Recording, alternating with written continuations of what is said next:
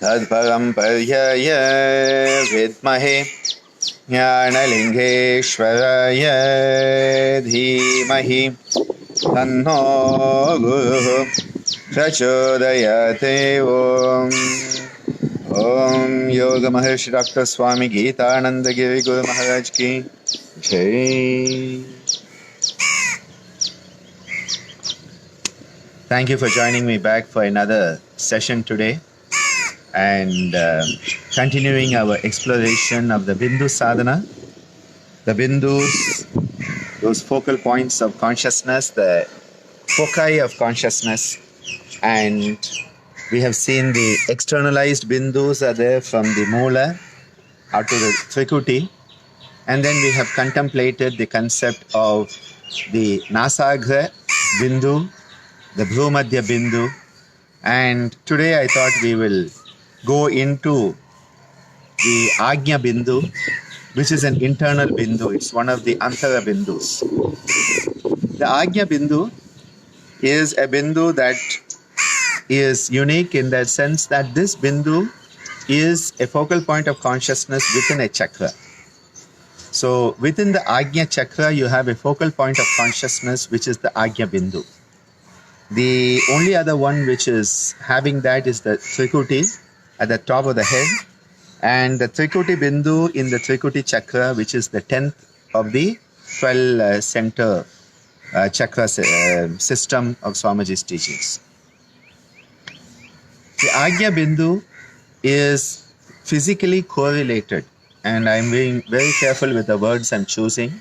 Physically correlated because the physical body, the Annamaya Kosha, is the slowest speed of vibration. It is the lowest level of vibration. The slowest speed of vibration is the physical body, the Annamaya Kosha. Because Prithvi, which is earth, solid state, is the slowest speed of vibration with the least degree of freedom. Slowest speed of vibration, least degree of freedom. In solid state, the particles are all bound together. There's not much freedom to move. That is the solid state. Prithvi is solid state. So the particles are bound together. Their cohesive element is more. Prithvi has a very strong cohesive element. And that is why the particles are bound together, so they don't have freedom. As you go up from Prithvi, up Jala, Vayu, Tejas, Vayu and Akash, what happens is that you grow in freedom. So freedom is when you have the space. That is why space has the highest freedom. Akash has the highest freedom. Akash is here. Now this is Manas. So even higher than the highest freedom is the power of the mind. And that is why the mind is the super sense. It is called the Eka Indriya, Ekendriya. It is the 11th sense. You have the 5 Jnana Indriyas, 5 Karma Indriyas, and then you have the Manas.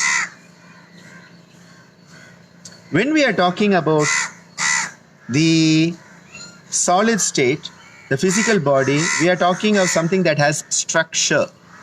So you can define a structure. So I can say, yes, I have 1, 2, 3, 4, 5 fingers here, 5 fingers here, making up 10 fingers.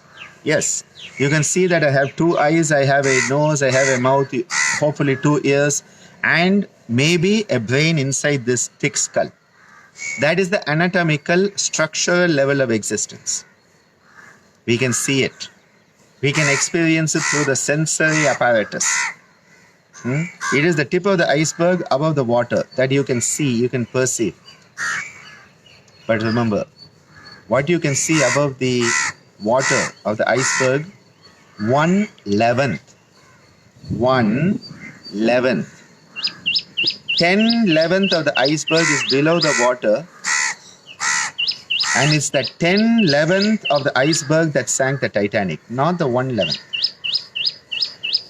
So the physical that we experience at the level of Annamaya Kosha is only 1/11th. It's something like that. So when I say that the Agya Bindu is correlated physically to the hypothalamo-pituitary axis, do not start to think the Agya Bindu is the axis. Hypothalamus is Agya Bindu. The hypothalamus is the physical structure that correlates to something which is a focal point of consciousness, which is beyond the energy. Because remember, Annamaya, Pranamaya, Manomaya, Vijnanamaya, Anandamaya. So we are talking, when we talk of chakras, we are talking of Anandamaya Kosha. When we are talking of Bindus, the point between the Vijnana and the Manomaya Kosha, that's where you are. So it is not, the hypothalamus is that. It's like people get confused. The thyroid is the Vishuddha chakra. No. The thyroid is a physical correlation to the Vishuddha chakra. So you can remove the thyroid and the Vishuddha chakra is still there. So just because you have a thyroid removed doesn't mean you don't have a Vishuddha chakra. The physical correlation may not be there. Now the physical correlation is important because these energies flow right down into the physical. So you have these subtle energies, they have to come down and manifest through the physical. So the physical is important also, no doubt about it. The energy has to come down. It's like the electricity has to come, and finally electricity is subtle. But it has to manifest through a tube light with it, which is a structure. Through a bulb, that is a structure. Through an apparatus, that is a structure. When we talk about the internet, it is a very subtle concept. It manifests through your mobile phone, through my mobile phone that we can all connect with each other, through our electronic apparatus, which is a structure. So, when we talk about the Agya Bindu, in order to understand the location physically, we say that from the Bhrumadhya, that is why we have spent a day on the Bhrumadhya. From the Bhrumadhya, you have to go in a couple of inches. In the same plane, you go in a couple of inches and you come upon that spot which is basically physically the hypothalamus pituitary axis. The hypothalamus is the component that is the heart of your very existence. The hypothalamus is in charge of the whole neuroendocrinology, neuroimmunology. That is how the endocrine systems are going to work. All of that is governed by the hypothalamus. How your immune system is going to work, it's the hypothalamus. Whether you feel hungry, thirsty, or you feel enough, hypothalamus. Whether you feel hot or cold, hypothalamus. Autonomic function, hypothalamus.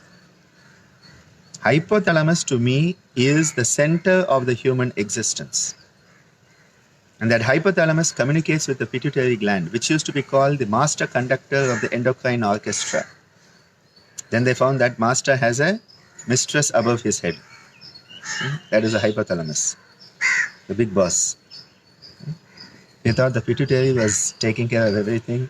It's like most of the husbands who think they're the chief of the house, they don't know.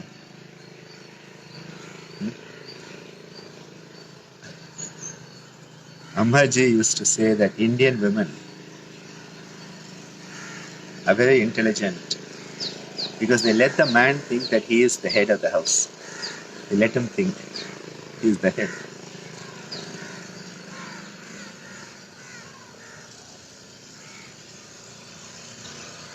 Hypothalamus is the big boss.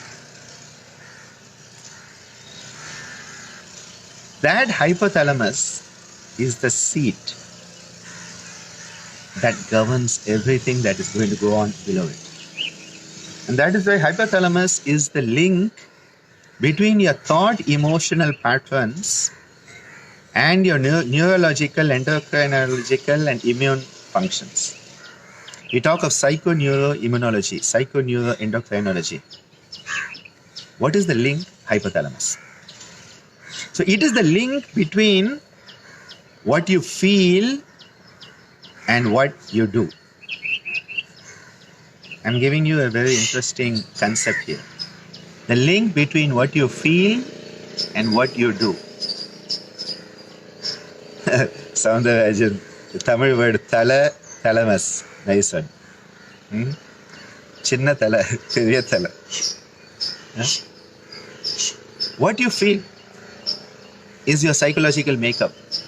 Now, the difference between the word psyche in Indian psychology and Western psychology is, for Western psychology, your emotions and thoughts is psyche. In Indian psychology, psyche means all the way up to your connection with the cosmos. So there's a big difference here, because Indian psychology, when we say psyche, when we say Adi goes all the way up to the Purusha, Ishvara. So it's a huge connotation there. But the connection between what you feel is your thoughts and emotions. A lot of the emotionality is the limbic system. And the hypothalamus is sort of in the center of the limbic system.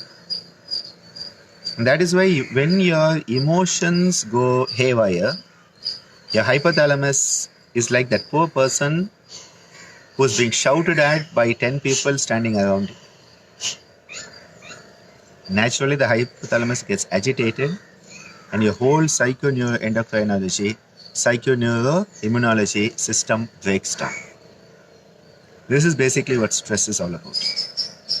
And that is why the attenuation of emotional volatility. This morning, I have been recording a 1-hour talk for our international webinar at Saito this weekend. And I'm talking about fear and the COVID-19. And it's come out quite well. So I got up early today to do that recording before anybody got up and before there was too much noise. And this is what I've talked about. Because as long as the emotional volatility is there, the hypothalamus is going to be thrown out of gear. So let's come back. Hypothalamus is the link between feeling and doing. Between something which is qualitative and something which is quantitative. That is where the message is coming of the hypothalamus. It is the physiological bridge between these two.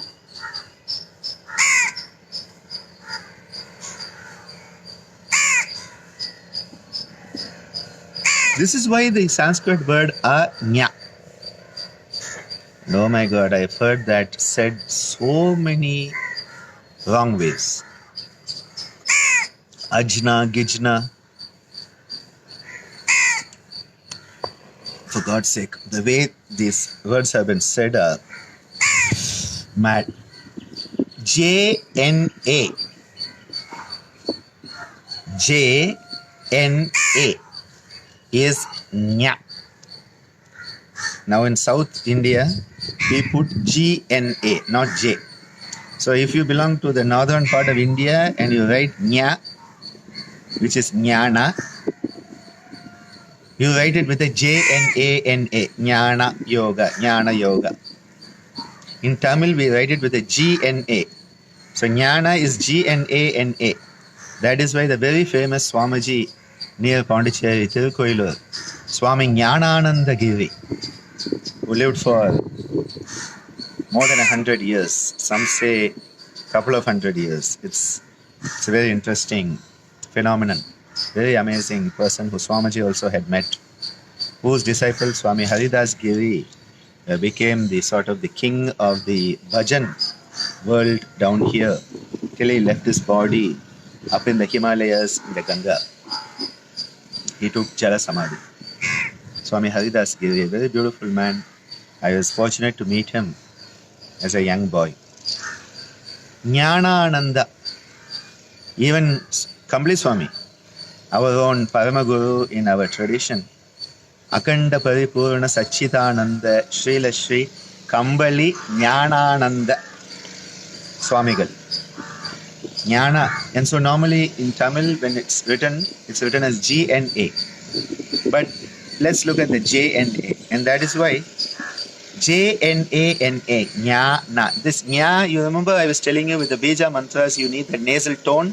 And I said, close your nose and go, na, na, na, na, na, na, na, na, na, na. That is that nya. That nya. And that is a sound that pulls the energy up. That is why I said the la, which is language, becomes lam, which is the subtle sound, and the manifest sound that you have to make is lung, lung. You see my tongue goes up, lung, lung, That has to come, that nga has to come. That is where the sound is pulled up. That's where the sound is pulled up. Okay? So, nya, jnana, which means wisdom, often also used for knowledge, but the correct technical word for knowledge is vidya. Jnana is wisdom. So, ajnana is ignorance. And that is why in the Guru Stotra we say, Ajnanatimirandasya jnanam janashalakaya chakshurun militam yena tasmai shri guruve namaha. Ajnanatimirandasya, with the darkness of ignorance, I was blinded. Ajnanatimirandasya, timir is darkness. Andasya, I was blinded. I was blinded. Ajnanatimirandasya. And the Guru gives us the jnana anjana shalakaya. He applies, like collyrium is applied to the eyes. The wisdom is applied and the eyes, and you can see. That is the beauty of the Guru Shishya Parampara, is the Guru enables the student to see. The Guru doesn't see for the student. The Guru can only enable the student to see. That is why yoga has to empower the individual. Empowering word is key for yoga and yoga therapy. No empowerment, no yoga. No empowerment, no yoga therapy. That is so important because it has to come from inside. That is where that journey comes. So, ajna. So you say, oh my God, Dr. Ananda, jnana is wisdom. And now you say there's a chakra and there's a bindu which is called ajna. You mean that chakra and bindu makes us ignorant? Ignorance is bliss. I heard somebody yesterday had done a yoga teachers training course online for 30 pounds.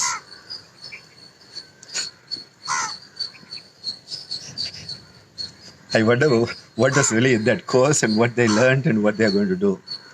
It's astonishing what's come up online. I just love to really see what the person learns in that. It's like so many universities in India where you get a PG diploma in yoga, and I know people who have it, and I ask them, what do you know about yoga? They say nothing. Now I have to start learning something. Now I have my diploma, I have to start learning. A piece of paper.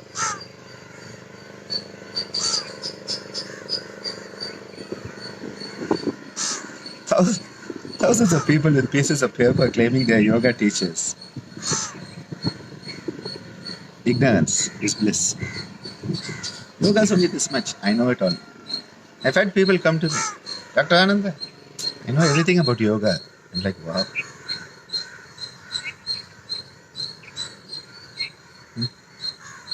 Such confidence. I know it all. I know all yoga.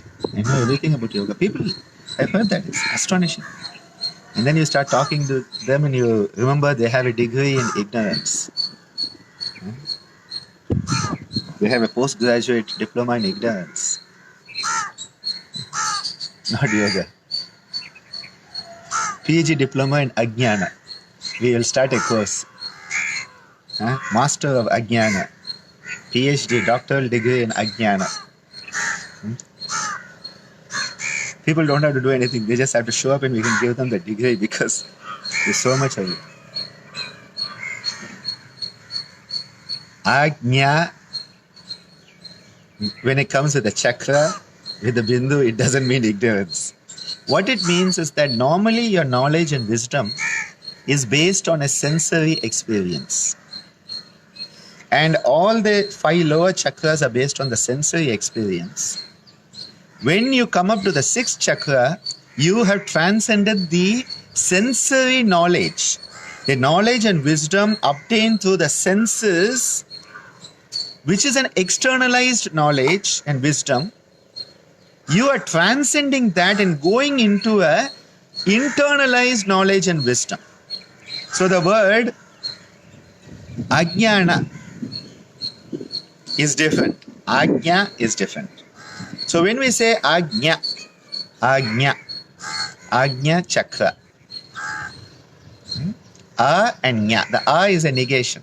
Here, what is it negating? It is negating the sensory based information processing. Normally, if you ask somebody, do you know something? They'll say, yes, I have read about it. I will look it up. As my dear mentor, Seduraman sir used to say, he said all these Miller's pyramid of learning is there. You should know how, and then show how, and then do. And he said below that now there are 2 levels. One is that I have it on my pen drive. These are levels of, earlier it was that Miller's pyramid of learning was know how, show, and then show how. It's basically that you are learning and then you are going up. He said there are 2 levels now below that. One is I have it on a pen drive. And then the lower one is I can always Google it. And this is Miller's pyramid has now 2 lower layers thanks to the beautiful idea from Seduraman sir. We are talking about transcending, going beyond information-based processing that has become learning, knowledge and wisdom to intuitive learning and intuitive experiential wisdom. So this is not information-based, this is experiential, intuition-based. That is why the Ajna implies intuitive wisdom and intuitive state of experiential wisdom. That is not, you don't read about it and get it. The other day when Ammaji was giving her talk for the Ministry of Ayush, someone mentioned it in a comment. This is wisdom that comes from the highest level. This is not something you read about. These are not books that Ammaji has read. These are not something that she read someplace in a newspaper or in a book or an encyclopedia or somebody's PhD thesis. These are things that come from a higher level, from the para. Apramosha, it is said. From the higher level, the knowledge comes down. We call it the Akashic record. These are intuitive experiences that come through that wisdom. That is what Ajna implies. So when we are talking of the Ajna chakra and we are talking of the Ajna bindu, what we are talking about is something that comes from deep inspirational, intuitional, experiential journey. That inner journey that is connecting you to the higher level of inspiration and intuition. Not from the lower spinal based information processing systems.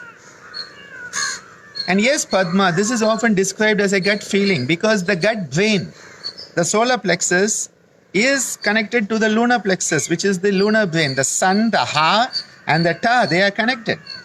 So we call it a gut feeling because it is not based on normal information processing. So if you say, I think it's going to rain, someone will say, did you read the weather forecast? Did you watch it on TV? Did the metro department tell you about it? And you say, no, I just know it. They'll say, no, that's false. There is no reference to context. Reference to context will only exist at the lower level of knowledge and wisdom. At the higher level of knowledge and wisdom, which is Ajna, there is no reference to context at all because it is all just one. It is all one. It is an amazing experience that is there. And yes, some people with arthritis know it's going to rain from the way the joints do it also. The body responds. But that's part of an intuitive wisdom that comes that this is what happens to me. You have learned from something inner. See, it's like I often tell people, we always want this reference to context. And Swamiji used to say so many things. And people were, Swamiji, that's not said in...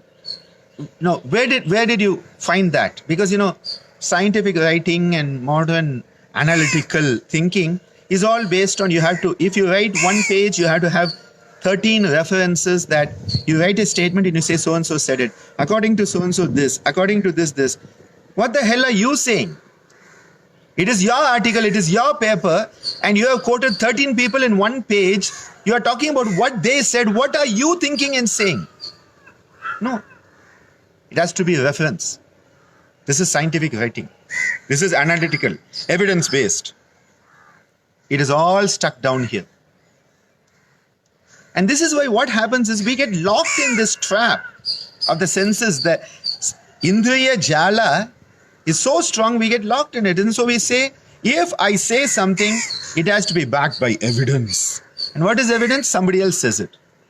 And so if you can get 25 people saying that you are an idiot, it is hence proved you are an idiot, because 25 people, you can quote 25 references that you are an idiot. And this is how scientific BS is built. We are talking of something that is, in its true sense of wisdom, universal, and it is not marked. On your street, you can have signs. On your street, you can have signs. On the highway, you can have signs. Out there in space, there are no signs. Turn left to Pluto, turn right to Uranus, and go straight to the sun. Neon signs out there in space. As our astronauts go there, oh my God, I've lost my way. Where is the sign? Where is the sign? Turn left, turn right. For God's sake.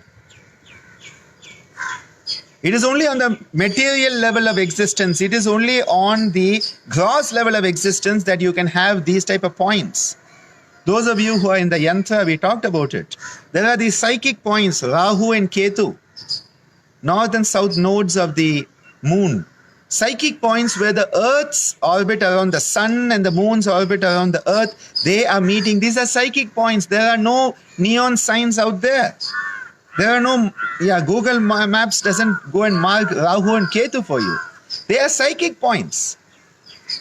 It is like that. Ajna is where you now have the ability. Up to that time, you were locked in sensory processing based information. I smell something, I hear something, I taste something, and so you have pratyaksha anumana agama. You directly perceive it, you infer it, or somebody who is a reliable testimony has told you. But then when the Ajna comes into being, the Ajna Chakra and Ajna Bindu, you now know it as it is.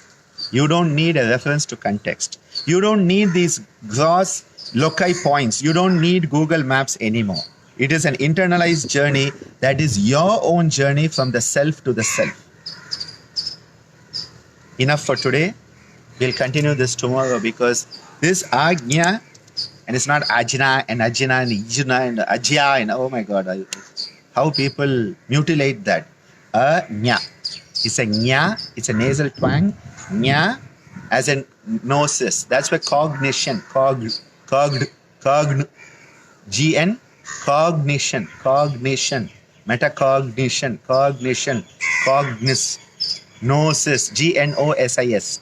That's where knowledge comes from. Gnosis. That same nga. No. Ajna. So, it is not information you have read in the book. It is not information Ananda has told you in his YouTube series or on any of his DVDs. It is something that you know because it comes from inside. And it has to be up here. So important. So important. See you all later.